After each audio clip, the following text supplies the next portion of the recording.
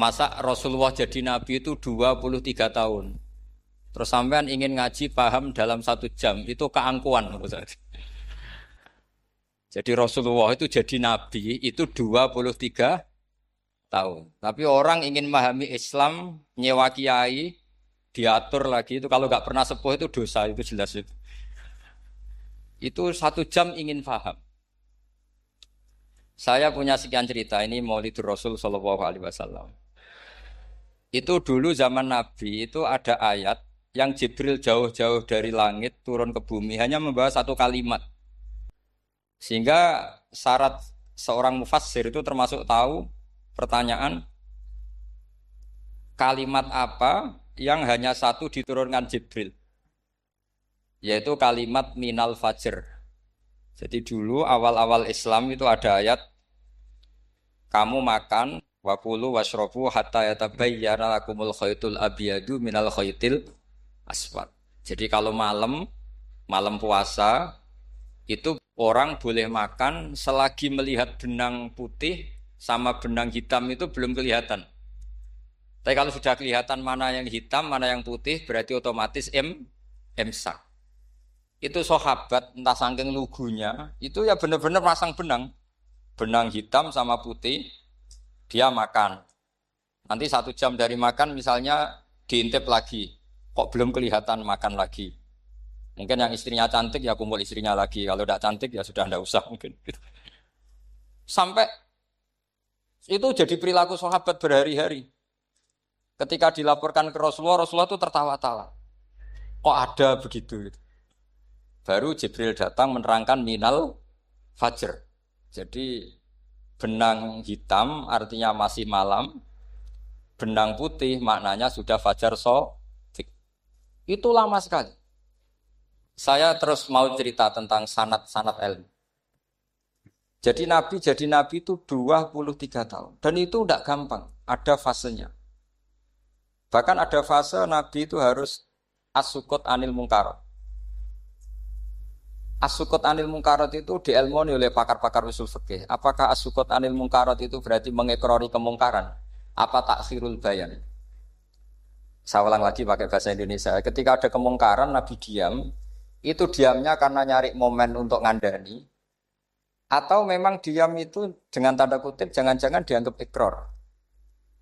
Makanya ulama usul fikih itu berdebat. Diamnya Nabi ketika melihat kemungkaran di awal Islam itu karena ada ma huwa aham, ada yang lebih penting yaitu menerangkan tauhid.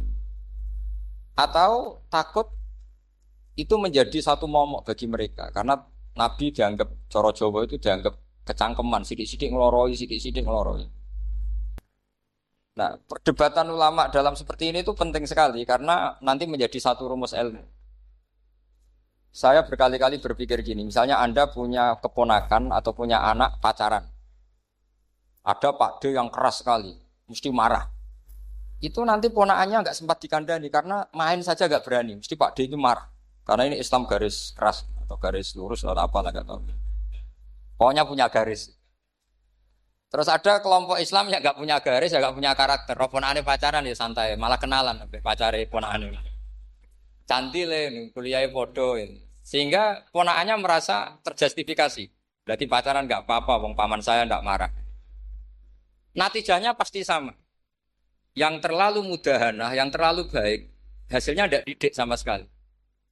Karena seakan-akan mengakui bahwa itu tidak apa-apa. Yang keras sekali hasilnya juga sama, nggak didik sama sekali karena dolan we rawani, kapan didiknya? Nah kira-kira seperti itu. Yang nggak mau berteman sama orang-orang maksiat juga hasilnya sama, meskipun atas nama kebenaran. Aku mau kancanan nang maksiat, ngotori. Hasilnya sama, nggak mau mendidik.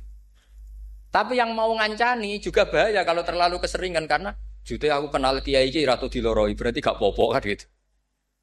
Nah ini PR besar dalam umat Rasulullah Shallallahu Alaihi Wasallam.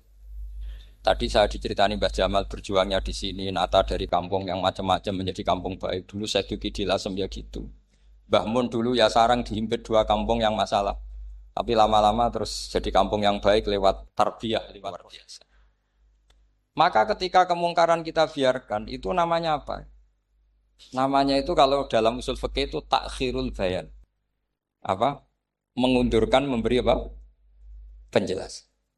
Karena sekali tidak dengan definisi ini, nanti takutnya dianggap al-iqrar alal mungkar, dianggap ngakui kemungkar. Nah, saya termasuk orang yang sangat usuli ya, sangat memahami Quran, hadis itu secara disiplin ilmu usul fikih. Nah, kenapa itu satu keharusan begini logikanya? Saya ulang lagi, Nabi jadi Nabi itu 23 apa? Itu yang menyokong beliau jadi Nabi itu orang Nasrani dan orang Yahudi. Karena itu satu-satunya perangkat yang harus dipakai. NU belum ada, sama nggak usah GR bela Nabi, NU pas itu belum ada. Maulid Nabi itu yang kangelan itu Abu Lahab, bukan pengurus NU. Sampai sekarang dalil Maulid itu masih pakai Abu Lahab. Jadi ini ya NU itu termasuk organisasi yang luar biasa. Abu Lahab itu jadi dalil. Jadi Abu Lahab dengar kalau iparnya, Abu Lahab itu iparnya Aminah, iparnya Sayyidah siapa? Dengar Aminah lahir, nggak punya suami, saking senengnya, candalemnya beliau, itu dimerdekakan. Ya setidaknya untuk hari Senin tak sebut beliau loh, karena pas soleh. Nanti Selasa Rabu sudah ada. Itu dimerdekakan. Saya yang kiai kecil saja nggak bayangkan kalau pagi-pagi tidak punya anak dalam yang bikin kopi siapa, yang mencucikan siapa, yang nyapu rumah. Tapi Abu Lahab saking senengnya punya ponakan itu dikasihkan. Sudah Suwaibah kamu pakai saja. Sudah biar melayani kamu, ngurusin kamu. Jadi saya bayangkan hari itu Abu Lahab itu mungkin bikin kopi sendiri, nyapu sendiri demi. Nah itu sama Allah dikenang. Dikenang sehingga yukhaffafu anul adzabu yaumal isnan itu masyhur. Idza kana hadza kafiron ja'a dhammuhu bi tabbat yadahu fil jahimi muhal lada an ata annahu fi yaumil isnaini daiman yukhaffafu anhu lisururi bi mada famadzannu bil abdil ladzi kana umruhu bi ahmada masruran wa mata muwahhida.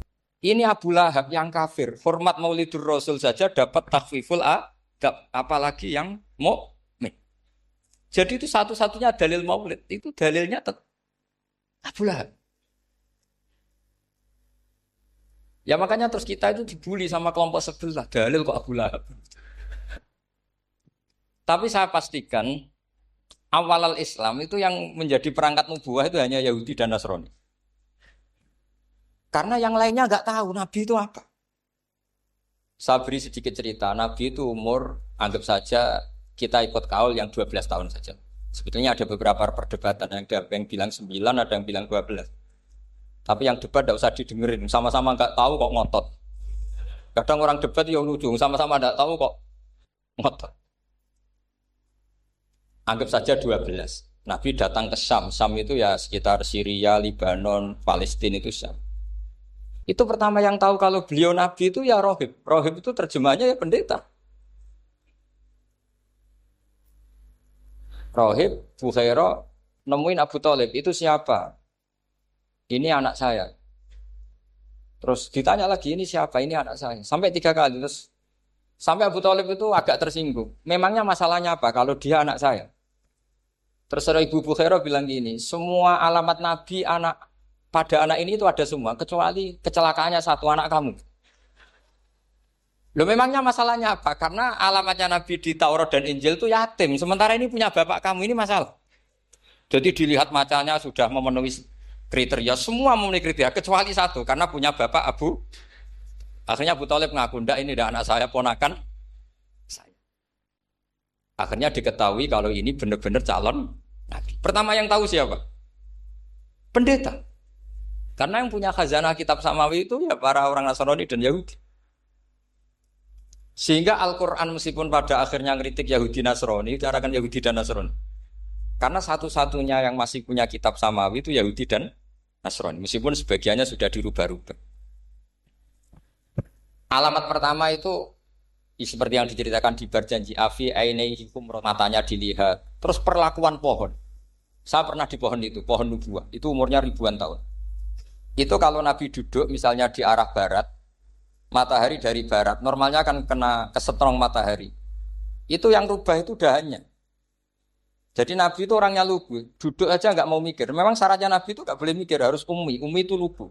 Nggak boleh Nabi mikir besok makan apa, terus jabat apa, itu nggak boleh.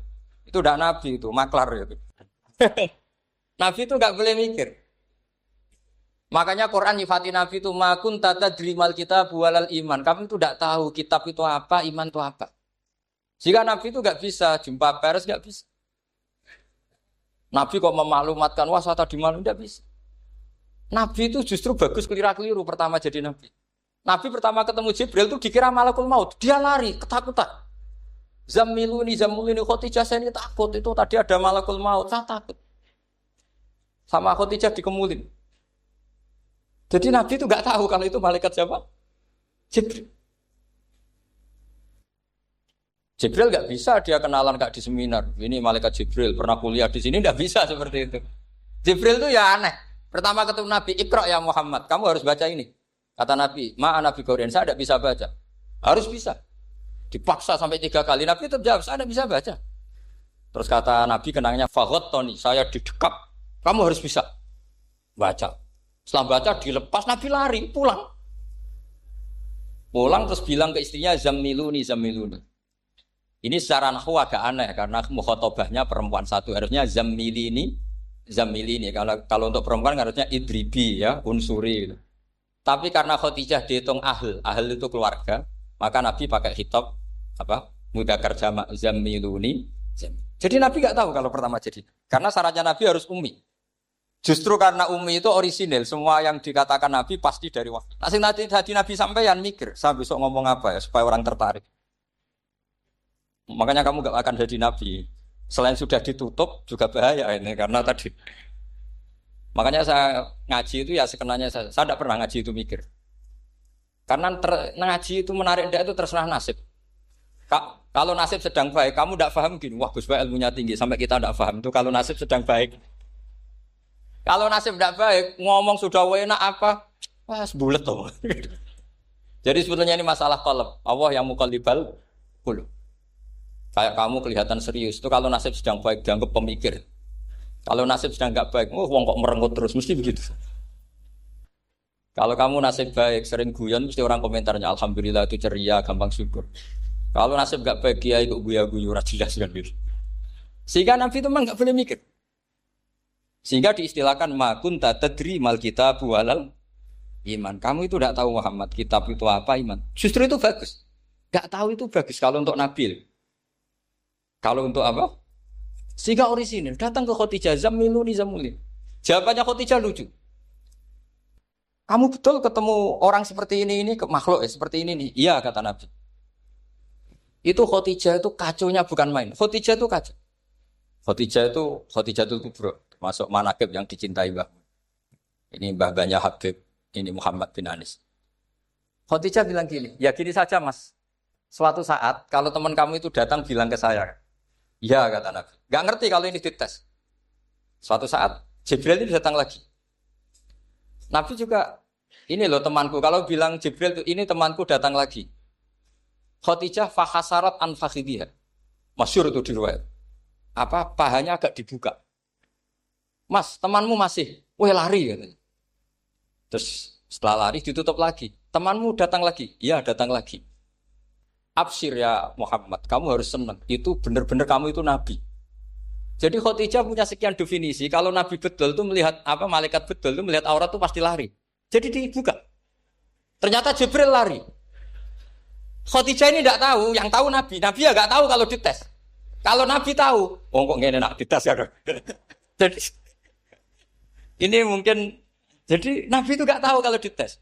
Mas, kalau temanmu datang bilang saya. Setelah pas Nabi sama Khadijah, Jibril datang. Masyhur itu fahasarat an fakhidhiha. Dibuka, temanmu masih mas, lari gitu. Ditutup lagi. Sekarang gimana mas? Datang lagi. Kamu harus seneng, kamu Nabi betul. Karena kalau itu setan, wah mesti seneng nonton aurat kan. Itu Nabi tidak tahu kalau dites. Kalau sampean kan tahu kalau mau dites istri. Sampean mulai kato tong wedok liya teko mesti bojo mbek servis untuk menutupi semua keburukan itu. Itu Nabi.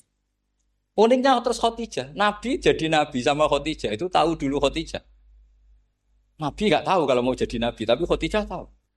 Sehingga ketika umur 25 tahun Nabi sebagai pedagang, Khadijah itu ngirim mata-mata namanya Maisarah. Maisarah itu nama lelaki. Saya tambahin lagi Maisarah nama lelaki. Nanti kalau kamu artikan nama perempuan, oh berarti Nabi kemana-mana punya perempuan. Enggak, Maisarah itu nama lelaki. Maisarah dikirim Khadijah terus. Gimana Muhammad di perjalanan? Tudzilluhul ghamamah tuti'uhus sahaik. Kemana-mana dipayungi oleh mega, oleh awan.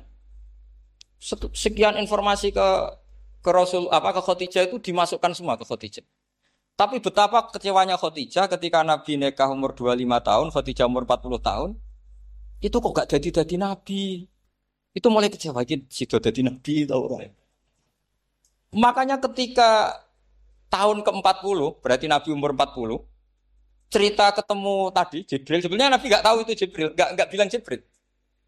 Itu Khadijah senangnya bukan main.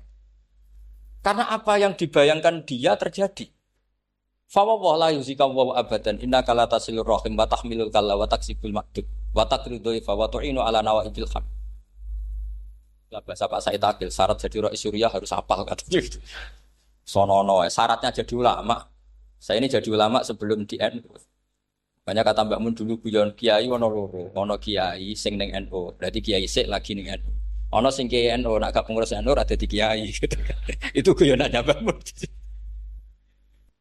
Akhirnya Khadijah itu sempurnanya bukan main karena pernah ragu 15 tahun.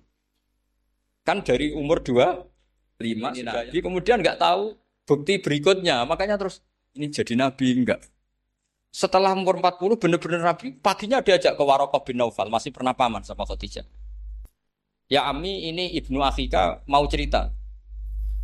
Terus Waraqah ini Nasrani. Di kitab Bukhari Ro'an tanah sorofil jahiliyah wa yaktubu Injil bil Ibraniyah masya Allah ayaktub.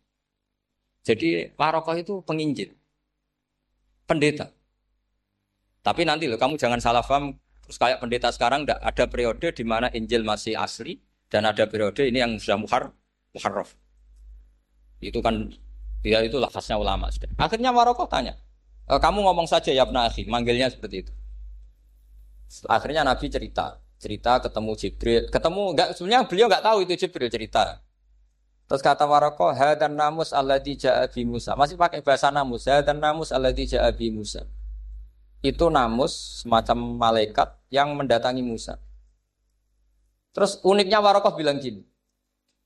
Wa iyudrikni yaumuka ansuruka nasron mu'azzar. Andaikan saya menemukan hari ketika kamu jadi nabi, akan saya bila mati-matian. Kapan itu, paman? Khina yukhrijuka kaumu, ketika kamu diusir oleh kaum kamu. Nabi sebagai orang baik, makanya GR jadi orang baik itu ya boleh. Nabi sebagai orang baik itu tanya, awamu khrijiyahum. Kalau kiai-kiai maknani awamu khrijiyah ana ta iku wong sing ngetokno ingsun hum utai kaumi.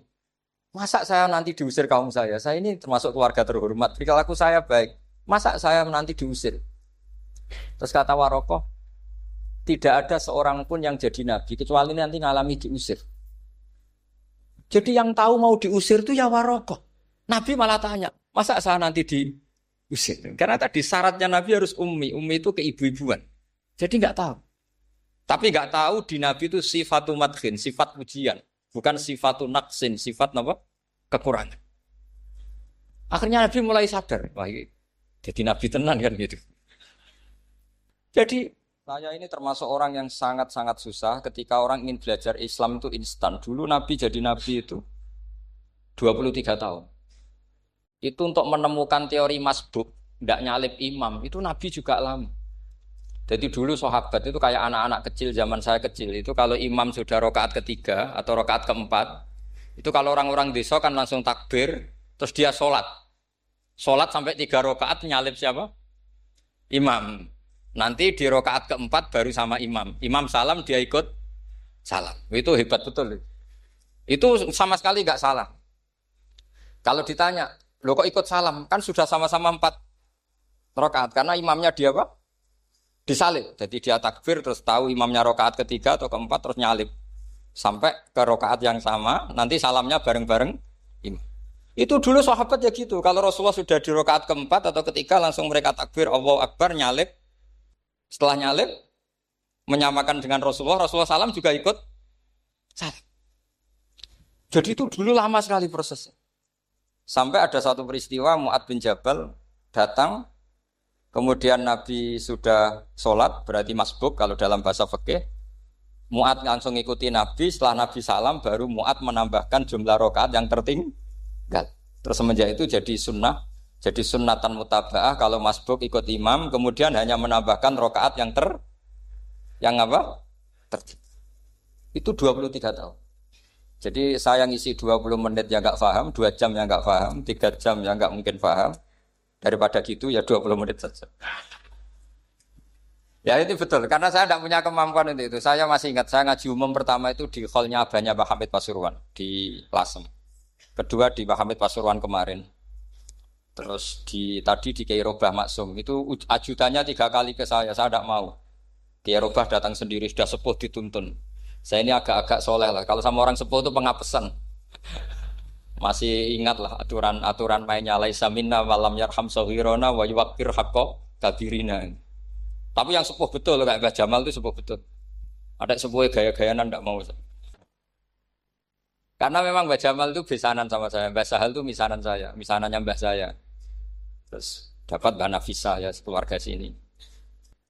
Saya teruskan kalau Mbah Robah itu faktornya sanad. Robah bin Maksum, Maksum ini muridnya Mbah siapa itu? Fakih Mas Kumambang. Mbah Zubair dulu ya ngajinya sama Mbah Fakih apa? Mas Kumambang. Kemarin seminggu yang lalu saya di Pondok Termas ya faktornya sepuh. Karena sanad saya Mbah Mun, Mbah Zubair, Kiai Fakih Mas Kumambang, kemudian Mbah Mahfud apa Termas. Maka berjanji itu kitab yang masalah madaih itu bagus secara tarikh. Jadi kita madaih itu beda-beda. Ada yang kayak Habib Ali. Habib Ali itu lebih ke isek itu berontok. Jika saya suka baca Simtud Duror itu kalau pas isek, pas berontok. Bronto itu ya pas kangen Nabi, biasanya saya wudhu terus baca Simtud Duror, itu pas isek. Tapi kalau saya ingin baca sejarah suka berjanji. Kalau Habib Ali jelas isek. Yang duriannya sekarang di Solo termasuk Habib Muhammad bin Husain bin Anis bin Alwi bin Ali yang punya Simtud Duror. Jika kalau beliau baca sholawat ya sholatan yattasilu biha ruhul musalli alaihi. Fayam basitu fi qalbi sirunu rita'aluki bi wa hubbi. Fayuktabu biha bi inayatillahi nabu fi hisbi. Kalau berjanji enggak, dia tahu problem utama Nabi itu nasabnya karena beliau orang Quraisy, orang jahiliyah yang dikira enggak punya darahnya Nabi Ibrahim. Maka beliau pertama ngarang diantaranya wa ba'du fa'aqul huwa Muhammad bin Abdullah bin Abdul Muttalib wasmuhu Syaibatul Hamdi Khumitat Khisalusaniyah. Saya pastikan Muhammad cucunya Abdul Muttalib. Dia yang punya pintu yang mau masuk ke Ka'bah namanya Babu Bani Syaibah. Itu nama lain dari Abdul Muttalib. Terus diteruskan. Abdul Muttalib bin Hasyim terus sampai wa adnanu bila raibin itadawil ulumin nasabiyah ila dabihi Ismail nisbatuhu wa muntah. Karena berjanji ingin ngomong, ingin memaklumatkan ini Muhammad. Kamu kira orang mana? Beliau adalah turunan Ibrahim. Kayak apa alimnya yang ngarang berjanji? Ya, saya berkali-kali ngomong di mana-mana. Lah berjanji itu nasibnya kurang baik. Dibaca bahasa Arab, yang baca enggak paham, yang dengar enggak paham. Akhirnya kubu sebelah dianggap baca mantra. Nah, terus dihukumi bid'ah kan? Coba kalau itu ditulis bahasa Indonesia. Nasab Muhammad. Dia punya bapak Abdullah, punya mbah Abdul Muttalib gini-gini. Paling kubu sebelah tidak akan bilang bid'ah. Mesti ngomong ini buku sejarah.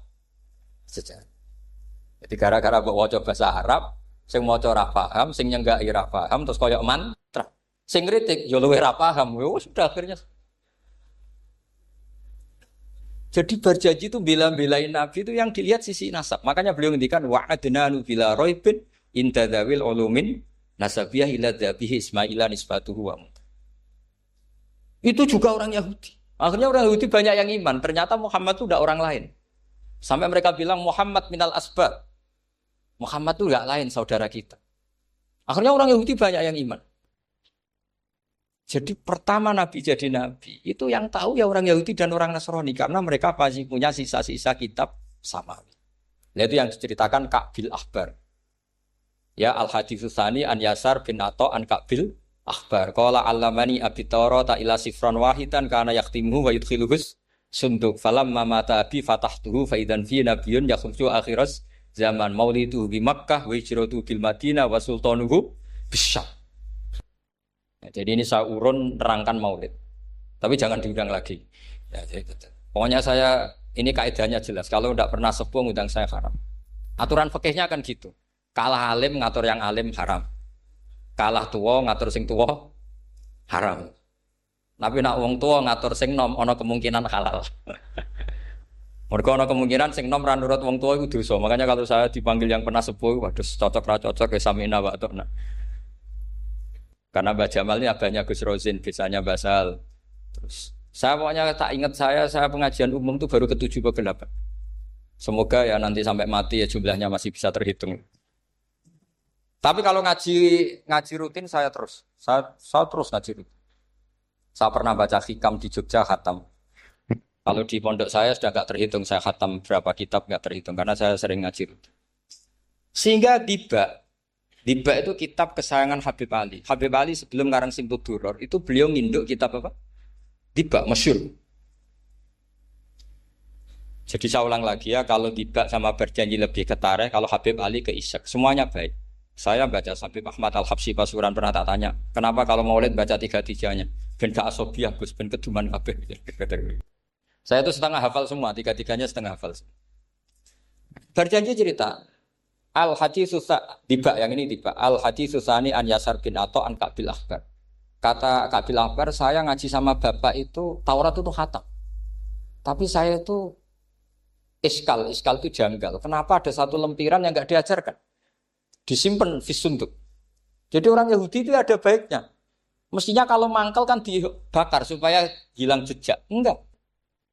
Karena Yahudi itu ada unsur nubuah. Karena babanya Yahuda bin Yakub bin Ishak bin Ibrahim. Tapi Yahudi yang orisinal ya. Saya berkali-kali ngaji bilang, Israel itu kalimatu madkhin, pujian. Sehingga Israel disebut wa ani faddaltukum alal alam itu Israel yang bani, karena ada gennya Nabi. Kalau Israel yang sekarang itu nation, sebuah negara. Mereka ada yang Zionis, ada yang turunan Eropa, Amerika, terus Islamfobia. Itu beda Israel yang negara dengan Israel yang bani. Kalau yang bani itu ada unsur gen para apa?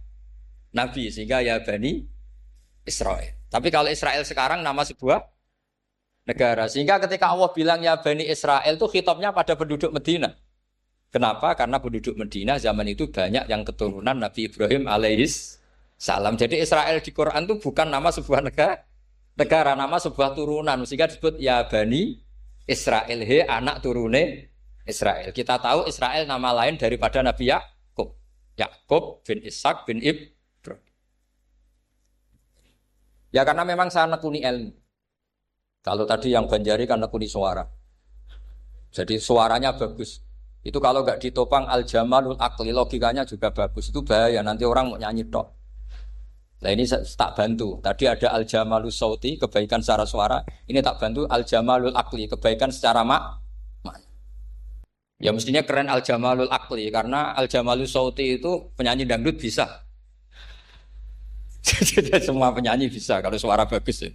Tapi kalau maknani tiba itu kalau tidak orang alim tidak bisa. Wes tuku terjemahannya tetap paham, bakat gitu. Saya teruskan. Falam mama tabi orang Yahudi itu dia benci kok naskah itu tetap disimpan. Terus kata Kabil Akbar, falam mama tabi fatah tuhu ketika bapak saya meninggal. Kotak ini tak buka. Faidan fihi nabiyun yakhruju akhir zaman. Di situ ada keterangan bahkan akan ada nabi yang keluar akhirat mauliduhu bi Makkah wa hijratuhu bil Madinah wa sultanuhu bis-Syam. Kerajaannya itu di Syam. Bareng Kabil Akbar ini sebetulnya menangi Rasulullah SAW. Tapi dia enggak mau iman. Karena nabi itu enggak lengkap menurut dia. Ini Muhammad sudah benar lahirnya di Mekah, wafatnya di Madinah, tapi masih kurang satu wa sultanuhu bis-Syam. Zaman itu Syria, Lebanon, Palestina masih di bawah pasukan salib, pasukan Nazaret. Sehingga dia mikir, katanya kerajaan Islam ada di Syam, ini kok Muhammad nggak jadi raja di Syam. Sehingga dia menunda imannya, yuakhiru Islam. Bareng era Sayyidina Umar, beliau bisa menaklukkan Baitul Maqdis. Terus dia iman. Makanya imannya Kabil Akbar itu era Sayyidina Umar karena sudah masuk definisi ketiga wasultanuhu bisyam, kerajaannya Nabi ada di iman. Sekali iman langsung pinter deh. Wong sedurunge baca kitab Samuel banyak. Sehingga Sayyidina Umar kalau mau tanya kitab Samawi ya tanya Ka'bul Ahbar. Karena beliau itu Nabi sudah benar maulidu bi Makkah, wa hijratu bil Madinah, wa sultanuhu bisa. Rasulullah ketika wafat atau intaqala ila rafiqil ala itu belum menangi Islam naklukkan mana Palestina. Tapi Nabi itu kasef. Nabi itu nak kasef itu ya lucu. Makanya kalau ada kiai lucu itu ya anggapnya niru Nabi. Nabi itu lucu. Ada sahabat itu gak pati ganteng, pendek gak pati ganteng. Namanya Surakoh. Itu digojol sama Nabi. Surakoh, bagaimana kalau kamu suatu saat itu pakai tas itu apa? Mahkotanya Raja Syam, Raja Kaisar. Ya Surakoh ya dianggap Nabi guyon gitu aja. Nabi guyon naik cerita. Singkat cerita, suatu saat Umar itu mengalahkan kerajaan itu. Kaisar itu dikalahkan Umar. Saking takutnya lari, mahkotanya itu jatuh. Jatuh disaksikan Surakoh. Terus ingat, dulu Nabi pernah ngendikan itu disuruh pakai saya. Akhirnya sama Surakoh dipakai. Ya tetap orang ganteng, orang ganteng. Padahal sudah pakai mahkota guys. Karena setelah dipakai, kata Umar, ikhla'ha. Itu dicopot. Mau saya pakai untuk Baitul Muslimin, untuk Baitul Mal. Kata Surakoh, bukankah Nabi ngendikan kalau ini yang pakai saya? Jawabnya Umar, innama yaqulu Rasulullah lital bisaha, walam yaqul litamlikaha. Kata Nabi hanya ngendikan kamu disuruh pakai, tapi tidak disuruh memiliki. Kayak apa Rasulullah kasufnya? Itu kata orang-orang yang pernah ke Turki. Saya belum pernah ke Turki, tapi saya hafal hadis sahih ini. Itu ditulis di masjid Turki itu. Lataf tahunnal Konstantinia. Kamu akan bisa mengalahkan pasukan Konstantinopel. Itu dikalahkan setelah 1000 sekian tahun dari wafatnya Nabi. Kayak apa kasufnya Nabi? Karena Nabi wa ma yantiqu anil hawa in huwa illa wahyu. Coba kalau Nabi kayak pengamat, ngomong apa yang kira-kira terjadi? Wah itu kan mesti keliru semua karena berdasar akal. Tapi kalau Nabi berdasar apa? Kasuf. Kasuf itu satu kenyataan yang dipertontonkan Allah Subhanahu wa taala. Terus kedua, alamat Nabi itu pakai sandi. Sandi itu sesuatu yang enggak jelas tapi menjadi jelas bagi ahlinya. Saya ulang lagi, sandi itu kayak sandi di militer itu. Atau sandi di KPK itu ada sandinya. Sandi itu ya kata sandi. Saya pernah diceritani Pak Busro Muqaddas ketika ketua KPK itu lucu. Wah, sandinya koruptor saya tambah kacau Pak. Itu kalau bilang uang, itu kalau yang kemarin rame kan apel Amerika sama apel Malang. Kalau apel Amerika berarti US apa? Dolar, kalau apel Malang berarti apa? Setelah KPK tahu, sandinya diganti Ustadz. Jadi koruptor kalau mau korupsi ini pun temannya. Loh ini Ustadznya sudah siap loh, kamu gak ikut pengajian. Itu sempat penyadap KPK itu gak mau ngecek. Masa orang pengajian dicek? Ternyata ya gak ada acara pengajian. Ustadz tuh maknanya uang. Koruptor saking ngerti itu disadap KPK itu sandinya gimana? Datang nggak ke sini, ini ustadznya sudah siap, ini ada pengajian. Hampir KPK itu nggak ngecek karena pengajian, ustadznya sudah siap. Setelah digerebek ternyata ustadz tuh sandi dari makna apa? Uang, gak kurang ajar itu ustadz katanya. Jadi kalau di sini ditangkap KPK berapa ustadz ini sudah? Ada Habibnya lagi, ada Habib Muhammad ini. Nah, Al-Farisi itu pemikir, dia orang Persia. Di mana-mana orang Persia itu pemikir. Persia itu kalau sekarang ikut Iran. Itu dia ngaji lama sekali sama pendeta-pendeta itu. Kebetulan dia punya pendeta yang belum muharraf atau belum muharraf. Kalau muharraf orangnya, kalau muharraf itu kitabnya atau bukunya. Setiap dia ngaji sama pendeta dikasih tahu. Terus kecewa beberapa kali, walhasil ketemu pendeta yang benar. Sudah, kamu tidak usah ngaji sama saya. Kamu datang saja ke Yasrib, ke Madinah sana, ke Yasrib. Di situ Nabi akhir zaman sekarang sudah ada kan. Ini yang ngomong pendeta. Ya.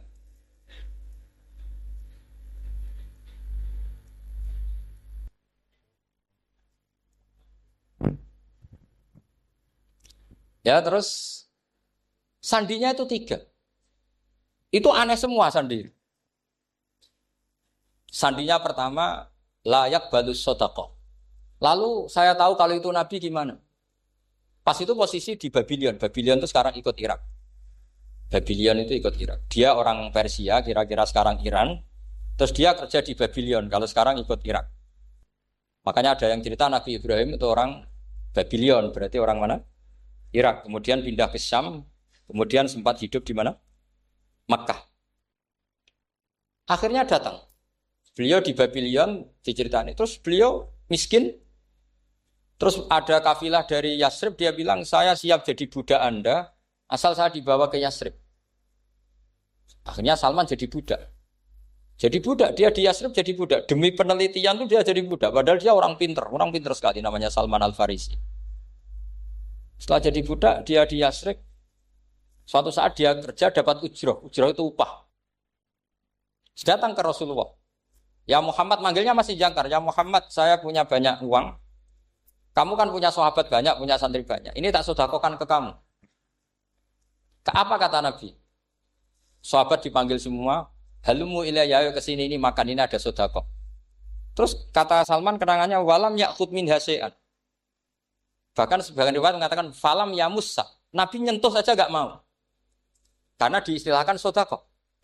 Terus kata Salman, hadhihi wahidah, ini satu alamat. Itu sandi. Enggak ada yang tahu kecuali ahli kitab. Setelah seminggu, 2 minggu dapat uang lagi. Ya Muhammad, hadhihi hadiyatun laka, ini hadiah untuk kamu. Nabi langsung ikut dahar. Hadhihi sintan, ini 2. Kalau logika kita pakai pengamat, bedanya apa? Sedekah ya dapat, hadiah ya dapat. Kan enggak ada bedanya sama sekali. Ternyata itu sandi.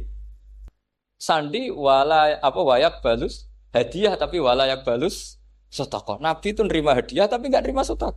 Bagi orang kebanyakan kan bedanya apa? Sama-sama dapat. Kiai pakai duit 1 juta, mbok arani sedekah ya ditampa. Mbok kayak 50.000 diarani hadiah ya ditampa. Sementing kan duit. Tapi kalau Nabi tidak bisa seperti itu. Kalau dikatakan sedekah enggak mau nerima, kalau hadiah akhirnya wah ini sudah ada 2 alamat. Jadi alamat tuh ya kadang aneh, masa sedekah sama hadiah dibedakan. Terus ketiga, wa fi katifihil aisar khatamun nubuwah. Mislu baidatin nu'amah. Di katifil aisar, apa kalau orang sini bilang apa? Pundak yang kiri itu ada khatamun nubuwah, ada alamat bahwa beliau adalah nabi akhir zaman. Yaitu mislu baidatin nu'amah, kayak semacam telur manuk darah. Wah itu pusing. Waduh, caranya ngelihat gimana? Dia berkali-kali datang ke situ. Nabi itu orangnya priayi, jadi sering pakai baju. Kalau Nabi ini jenengan sering blodor gampang. Ini kan Nabi kan sering priayi. Tapi Nabi itu memang unik. Ketika Salman ke situ, pas beliau mau wudu, biasanya nggak pernah pakai buka baju. Nabi dibuka bajunya. Waktunya Salman fa'aqab ba'alaihi, bersungkur di depan Nabi kemudian mengatakan aman tu bika ya Rasulullah. 3 alam. Lagi-lagi 3 itu juga didapatkan dari ahli kitab. Makanya di awal-awal Islam itu ahli kitab itu luar biasa. Meskipun akhirnya di akhir-akhir masalah karena banyak oknum yang mentahrif itu. Jadi saya mohon ilmu-ilmu seperti enggak boleh hilang. Jangan mentang-mentang orang Yahudi Nasrani sekarang sudah muharraf, kamu terus anti sama sekali. Tetap ada sisa-sisa samawi. Karena mereka masih megang kitab apa? Samawi. Jadi kita fair saja. Yang salah ya salah, yang benar gini apa? Benar. Makanya saking fairnya Nabi, ini harus ditiru oleh semua orang NU, orang Muhammadiyah, orang apa saja. Nabi itu kalau menghormati satu ilmu itu luar biasa. Kata Sayyidina Umar, saya ini punya naskah banyak Taurat karena naskahnya menarik ya Rasulullah. Ada sahabat lagi cerita begini-begini. Jawabannya Nabi apa? La tusaddiquhum wa la tukadzibuhum. Kamu ya jangan bilang iya, ya jangan bilang tidak. Kalau kamu bilang iya, ternyata yang pas muharraf, yang pas sudah ada orisinil. Kamu bilang, wah itu bohong semua. Ternyata ada yang masih orisinil. Kayak apa Rasulullah hati-hatinya? La tusaddiquhum wa la tukadzibun. Kalau sekarang enggak, orang ekstrim. Pokoknya salah. Kalau enggak kita pokoknya salah. Iku ora ono hadise. Sing ono iku emosine, paham gitu. Jadi Nabi itu fair. Kalau sesuatu enggak mesti ya la tusaddiquhum wa la tukadzibun. Kamu ya jangan bilang iya, ya jangan bilang tidak. Faqulu amanna billah wa ma unsila ilaihi.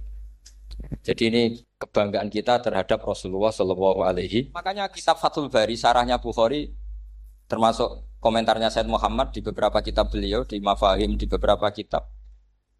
Kamu jangan terlalu fikih. Kalau terlalu fikih kan nggak boleh mempercayai omongan orang kafir, orang ahli kitab. Karena awailun nubuwah itu yang komentar semua ahli kitab.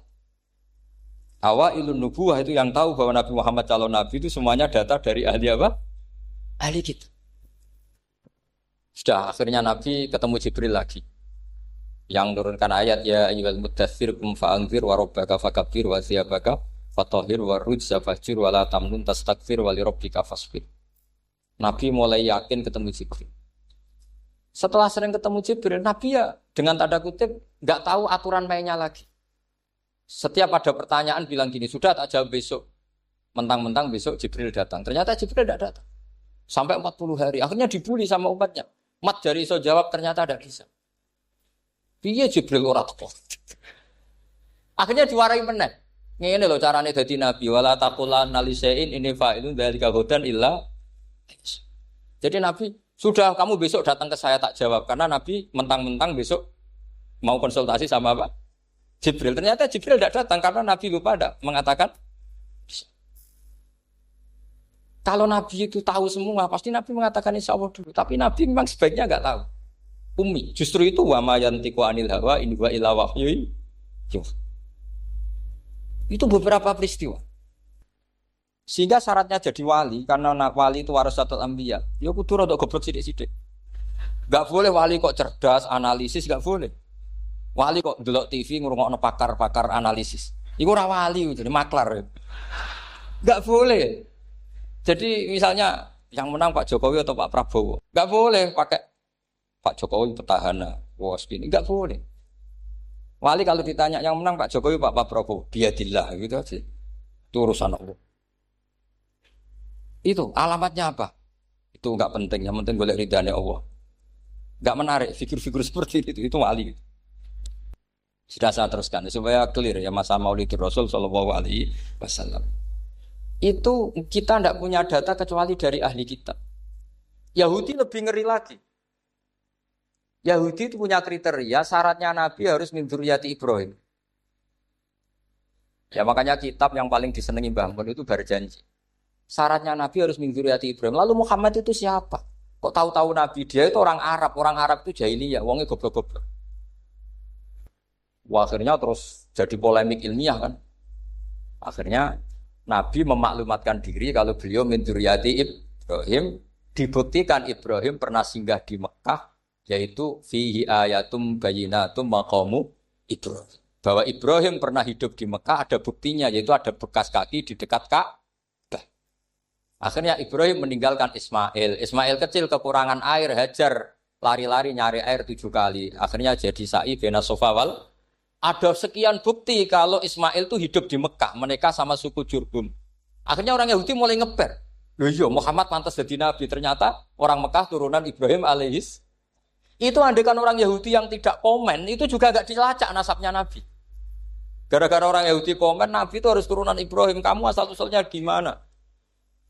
Akhirnya Allah sendiri yang menjawab bahwa Nabi lahir dari Ibrahim. Padahal Ibrahim itu orang Palestina. Logikanya gimana? Ternyata Ibrahim pernah singgah di Mekah. Ada bekas kakinya, ada ritualnya yaitu lari bena sofa wal mar'ah menceritakan wal marwah menceritakan apa? Ibrahim ketika nyari apa? Siti Hajar ketika nyari apa? Itu disebut fihi ayatum bayyinatum maqamu